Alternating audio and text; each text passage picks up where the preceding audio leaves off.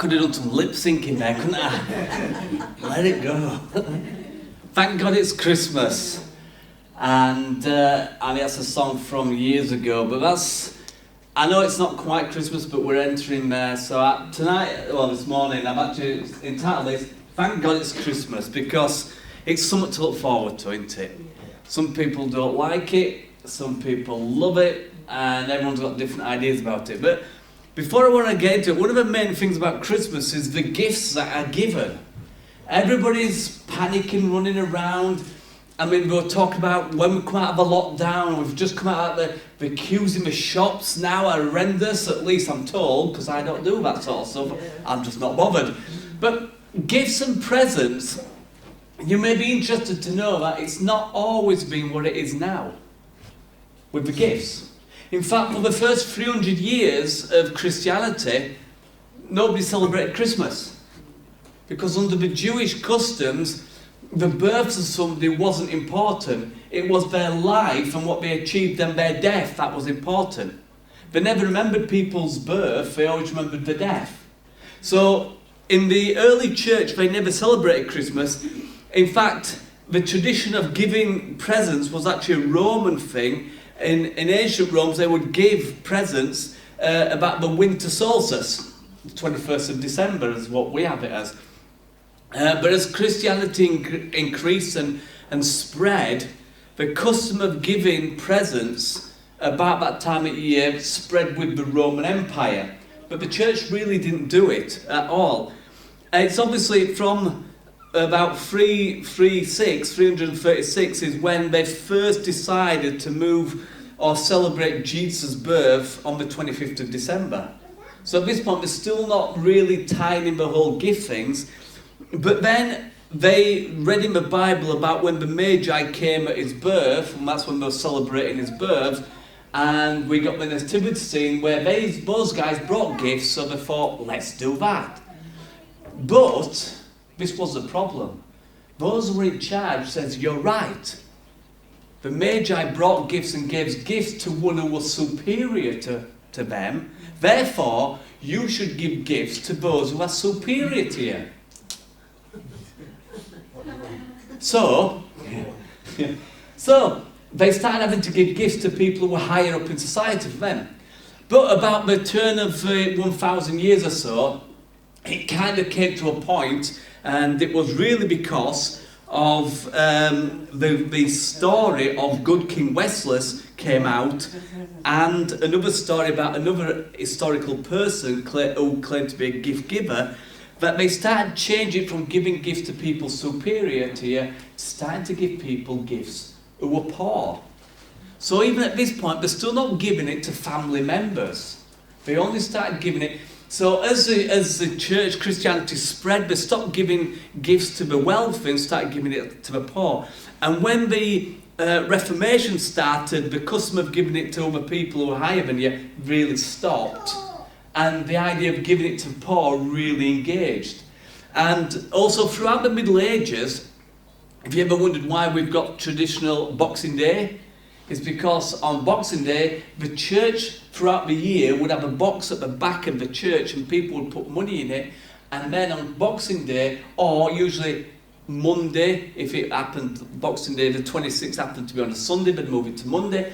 And they would open that box up and share that money out to the poor people, hence the Boxing Day. But it also comes from the fact that most employers at that time who were wealthy would give their employees, servants and people like that on Boxing Day or the Monday a box containing a gift, money and sometimes leftover food from the day before, because on Boxing Day the servants and the employees were allowed to go see their families. And they would take their gifts home with them. So the idea of giving gifts to the families then started to spread a little bit deeper.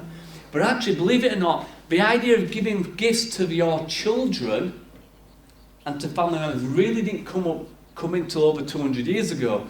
And primarily it came about because shopkeepers and toy makers in New York, United States, decided that it'd be good to give gifts to your kids. So they started pushing the idea of you deserve it and your children deserve it.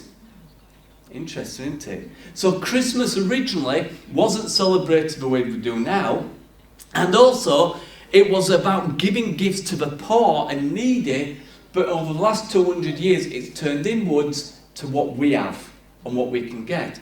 So it was actually from New York, and the shopkeepers there who actually pushed it, and we started concentrating on our own children and our own people instead of the poor. And by the end of the 1800s, Christmas Eve, because they used to give the gifts on Christmas Eve, and then you would open up on Christmas Day. Interesting. Originally though, St. Stephen's Day, St. Nick's Day, should I say, was actually the 6th of December. So centuries ago, you used to get gifts on the 6th of December, and just after the New Year, which I think that's better because you get 2 piles of gifts, don't you? But in reality, they never give gifts to people who was okay, they always give it to the poor. And it became a point where gifts started being opened on Christmas Day. And it's, believe it or not, it's England, Britain, and the British Empire it was actually one of the people who pushed most of these traditions, except for New York buying the gifts. But once England got hold of it, it spread. So that's gifts for you. And the problem is that we often get given gifts at Christmas, and you may be a giver of these gifts, those gifts that really we don't need, and those gifts that really we don't want. And yet we feel obliged to give gifts. We feel like we need to give people something, because what happens if people give you something and you don't give them back? It can be embarrassing. One year, many years ago, before I was married, a lot of things had changed at my home circumstances. And one year, my dad was in hospital, so I was looking after things. I'd just got myself a job, and I was trying to work and get things sorted. And people started buying me gifts at Christmas, which is good.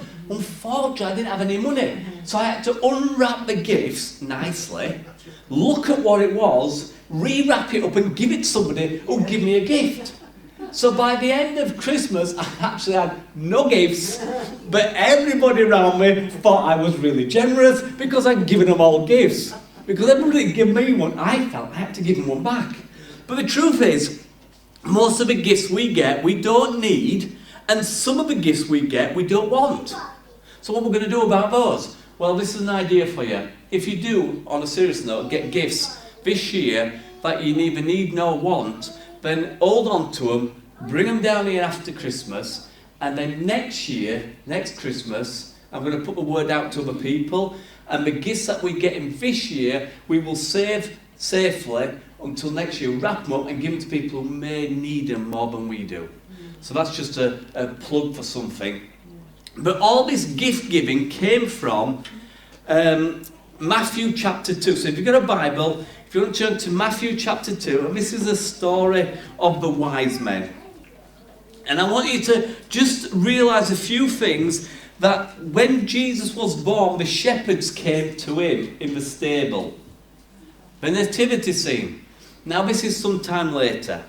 This probably was at least months, if not years, after Jesus was born. It said this, chapter 2 of Matthew, it says, "Now after Jesus was born in Bethlehem of Judea, in the days of Herod the king, behold, wise men from the east came to Jerusalem, saying, Where is he who is born King of the Jews? For we have seen his star in the east, and have come to worship him." Now I'll just point out this, that many people are getting a bit excited about the 21st of this month because Jupiter and Saturn line up, and people saying, could this be the star of Bethlehem? And they're all going about that. But they said, we saw this star in the east, and we have come to worship him. When Herod the king heard this, he was troubled, and all Jerusalem with him. This was not three guys turning up on little donkeys. Because if three guys turned up on little donkeys, it wouldn't have caused Herod and all Jerusalem to get troubled. So this could have been a group of up to 100 or 200 people that turned up. And these magi were the ones from Daniel. If you read Daniel, he was the head of the Magi, and he set a group together to wait for the Messiah, and he told them roughly when he was going to come. And when his star Daniel said, when his star comes, this is in the Bible, this is in tradition, when his star appears, you go and you worship him. So this group of people were actually magi, which also means king appointers.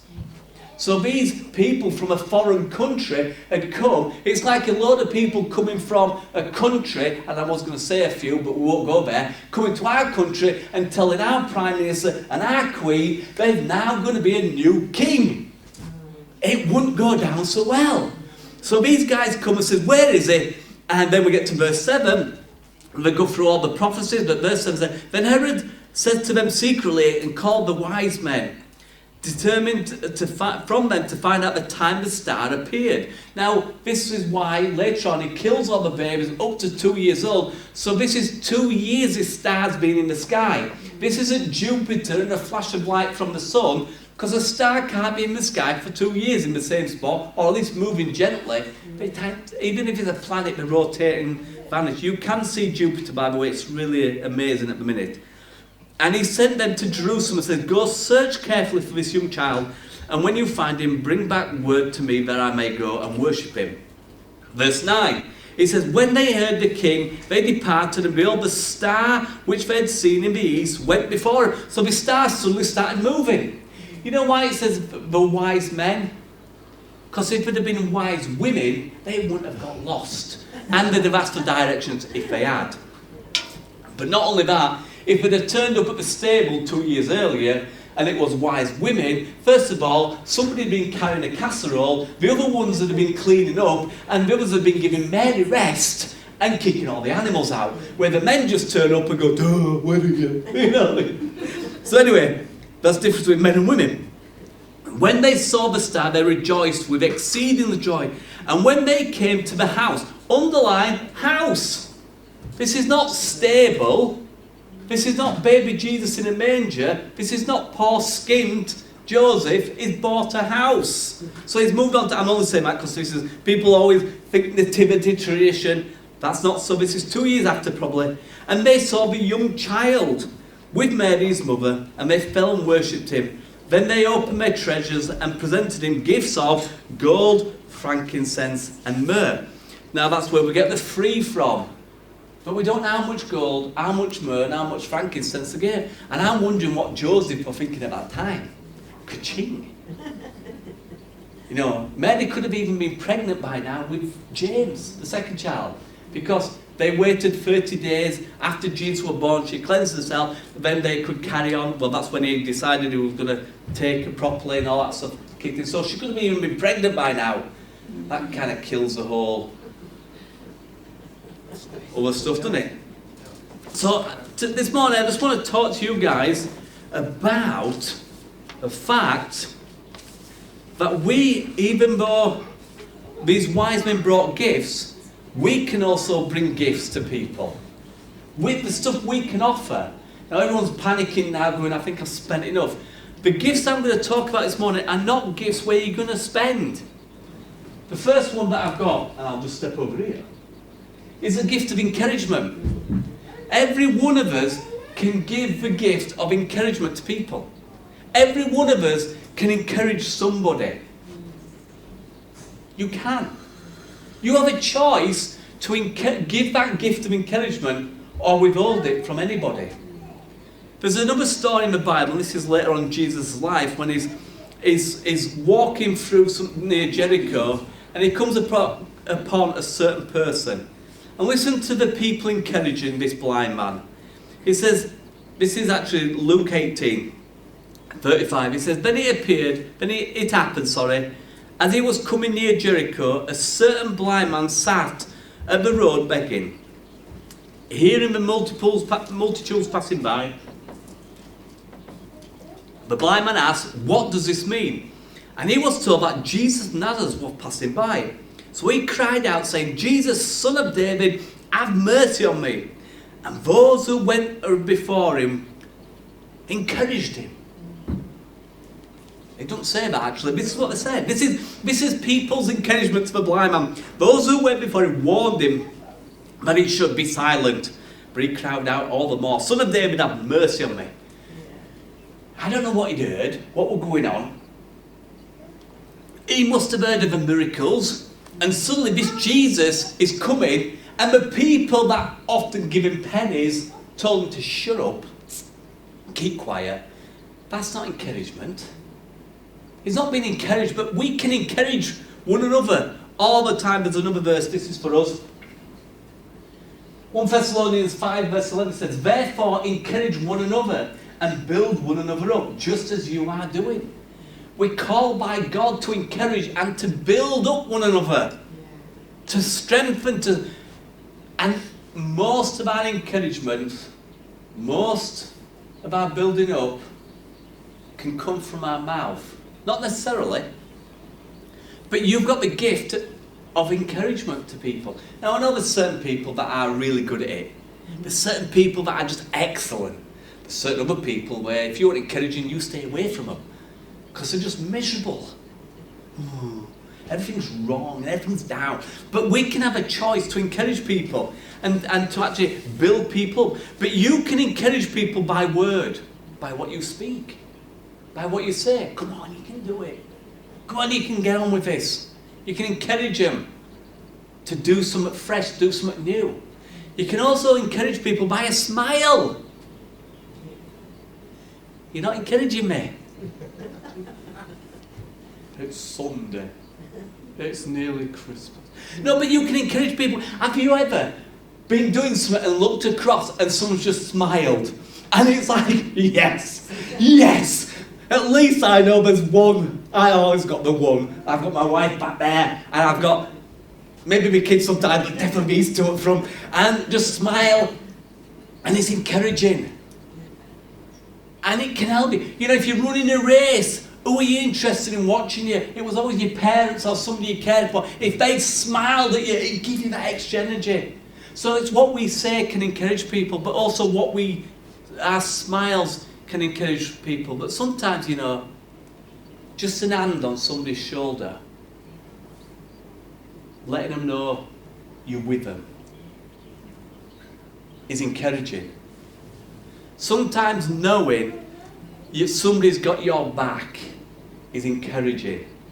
So this Christmas, we can encourage one another. Give somebody the gift of encouragement through our words, through our smiles, and through our actions, as in maybe just getting alongside of text somebody, email, Facebook someone, send them a smiley face, tell them you're thinking about them, tell them to keep on going. If they're struggling, what you might say to them might encourage them. I remember reading about Robbie Williams, and the fact is nobody knew his situation, but he was major depressed, and several people said, you know, the one, the actor, not the singer.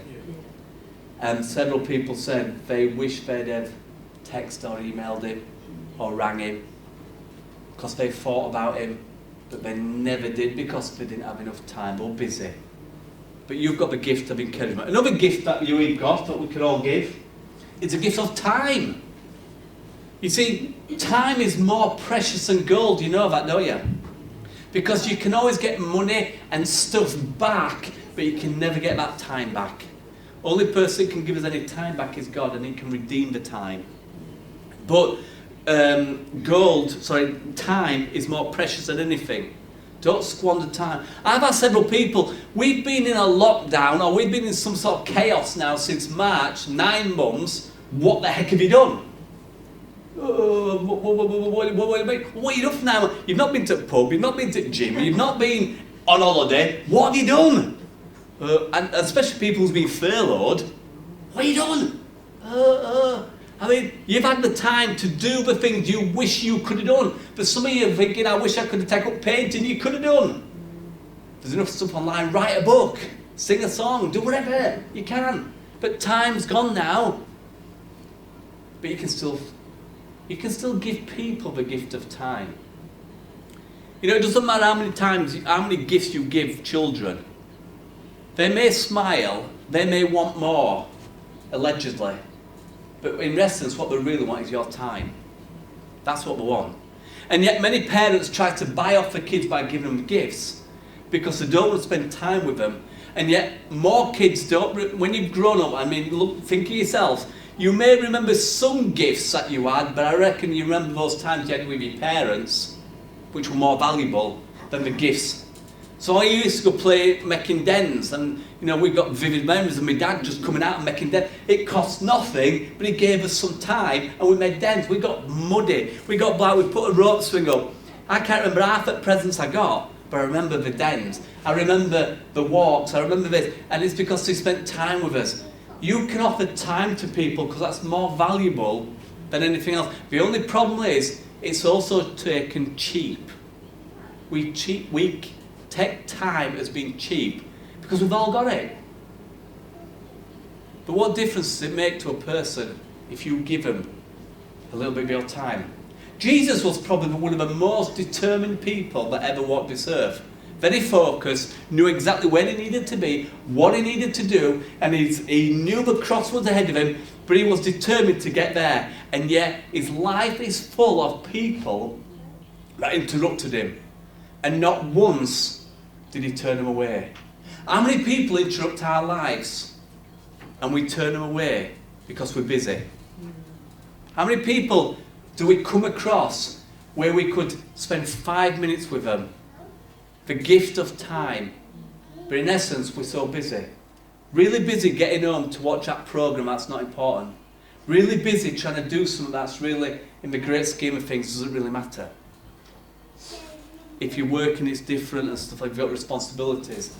But in essence, we've all got the gift of encouragement we can give. And we have the gift of time that we can give. Let's see what verse I've got here. Gift of time, and we've... I have to nip round here and just have a look and see what we... Is that better? Talking about the blind man.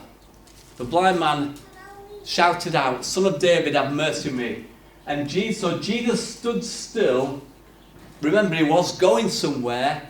He stood still and commanded him to be brought to him. Jesus took time out of his busy schedule for a blind beggar. Somebody who was worthless and of no value to anybody else. Yet he stopped, took time out, and dealt with the situation. And we've got the ability to do that as well. We've also got something, at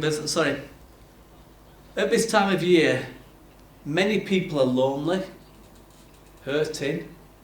Many people are in need, but the biggest thing they're in need of is somebody to talk to and be listened to. They just want time. That's why, you go around to grandparents and they're annoying, aren't they? I mean, I go visit my dad and he's on his own and I visit him and he gives me 2 weeks worth of thinking conversations in about 10 minutes. It's like he's battling everything because he doesn't see that many people. He unloads it and it's a pain. But it does in the world of good. And I've got to a point where I'm sitting and nodding. In my mind, I'm surfing. I've gone somewhere else. I'm gone. But for him, it's the world of good. He might annoys me sometimes, and there's other stuff going on there. But they are annoying sometimes, people. But you've got the ability to help them. And people are lonely, especially at Christmas. People are in the need of somebody spending a little bit of time with them. The third gift that we can give. See if we log on to the next one. Hey, there we are. Is the gift of meeting a need. So we can encourage, we can spend time with people, and meeting a need. Now, straight away, if you're thinking financially, you're missing the point. One of the biggest needs that people want is a bit of love being demonstrated towards them. Back to the guy, the blind man. It said, Jesus stood still and commanded him and brought him to him. And when he had come, he asked him, saying, What do you want me to do for you? And he said, Lord, I want to receive my sight. And Jesus said to him, Receive your sight, your faith has made you well. And immediately he received his sight and followed him, glorifying God.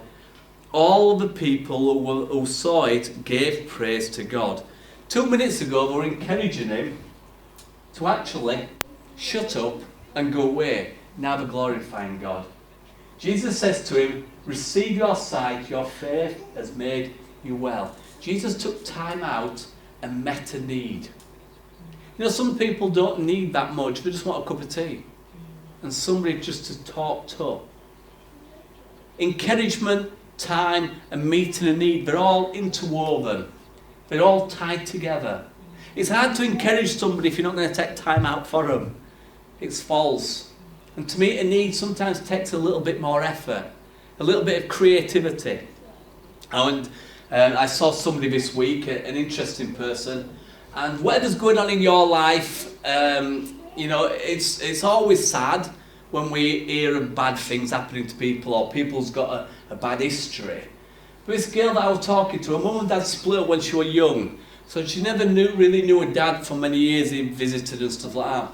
As she got older, you know, she got into her teens, she got pregnant at an early age. She ended up having eventually 2 boys, and then one of them died. Bad enough, lost her dad's not around really that much. She's now lost her son. A few years after that, she actually lost her mum. Recently, she lost her brother. Her other son's in prison. And I was talking to her going, who is gonna meet her need? Her need to know the love of God. Now obviously I was there talking to her, I know this person quite well. But in truth, it's not just somebody I meet, it's somebody you meet. It's somebody on your street, somebody down your way, somebody at your work. Like, it doesn't matter really about the circumstances, and there are people who's had horrendous lives and there's people that haven't. But loneliness is still crippling. And a lack of encouragement can really hurt people. I got told all my life, you're a fool, you're no good, not good other company. Teacher said to me, you better get used to being in a cage because you're going to go to prison. Whoa, good start. You know what I mean? If I didn't get it beat into me, I got it beat out of me. Simple as that. I was encouraged. I was only encouraged to do wrong, never encouraged to right. Nobody ever had time for me. So I could stand up and say, why should I bother? Because Jesus bothered. And Jesus made the effort. And he left everything to come for me and for you. He came to encourage us. He gave his time. And he met a need. But it wasn't a silly gift. It wasn't, I'm just going to give you a car, even if you might need one, or a house. He gave us life. And he gave us it to the full. But he also offers eternal life with him. The thing that we really needed. A relationship with God. That's what Jesus offered. So we've got the gifts we can do. We can encourage people. We can offer the gift of time. And we can actually meet a need. But this is the last thing I want to just say. Is why not be intentional and give a gift that somebody really needs? You know, some people, you get an extra pair of underpants and you put it with the next 30 you've got in your drawer. Might come in handy. It's like towels at a wedding, isn't it? You know what I mean? They'll come in handy at some point. But there are people, Joe and I used to work a lot with, in the red light district in Huddersfield, and at this time of year used to look at what some of the girls were wearing and what they were doing, and we used to just do our best to try and help them. Freezing cold weathers, and they're going out in, well, short tops and stuff like that, because they were cold, because they didn't have a coat. And we helped as much as we could. But my challenge to you guys and to myself is, this Christmas, why not be intentional? Instead of trying to get one up on the family members and neighbours by I bought X amount of gifts, why not consider giving a gift to somebody that really needs it? Instead of giving it to people that A, don't need it, and sometimes don't even want it. It's just to save face. Don't be drawn in to commercialism. Pulled along with what you've got to most. There's words on adverts nowadays. If you ever listen to the adverts, you'll be appalled. It's all subconscious. But stuff like, you deserve it. You need it. You want it. In fact, there's several adverts that says, buy this product so you can show off how good you are. You know what I mean, really? Or maybe do something for somebody intentionally, whether encouragement, whether your time, or to meet a need, and again, they're interwoven, to somebody that really needs it. Because Jesus didn't come to the ones who thought they didn't need him.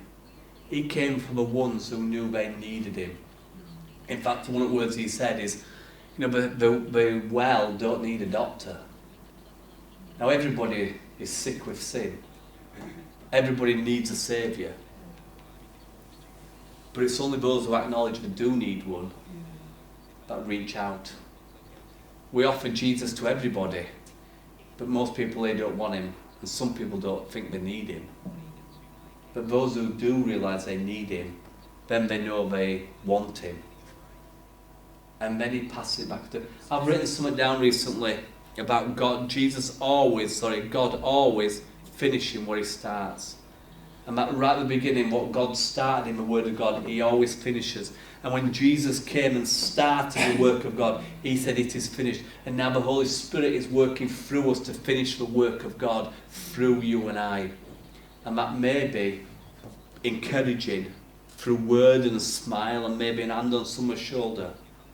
It may be giving somebody your time. Because it doesn't matter how much gifts we get given at Christmas or how many we give, you can't take out with you. And when you stand in heaven, the only thing you're going to get is what you've earned on this world in the right sense of earning, as in rewards that are eternal. And I wonder sometimes, especially because I've been dealing with a few people's families who's had a suicide there, that if somebody had smiled at the person that's died, would they have done it? A text, a Facebook response, a message, a knock on the door. Now some may have continued down that journey, we don't know what's going on in their head. But I wonder if I could have been there. You could have been there. You see, the person next door to you and down the street is not... They're not weird and evil. They're just people struggling, trying to get through life, like you are. But you've got Jesus. So that puts us one up already. And if the love of God is abounding in our hearts, it should at least start to spill out, to touch other people. If not, you might have bigger problems than trying to encourage somebody else. You may need it. So let me ask you that question again and leave it with this, and then I'm going to pray. Why not be intentional and give a gift that somebody really wants this year? Amen.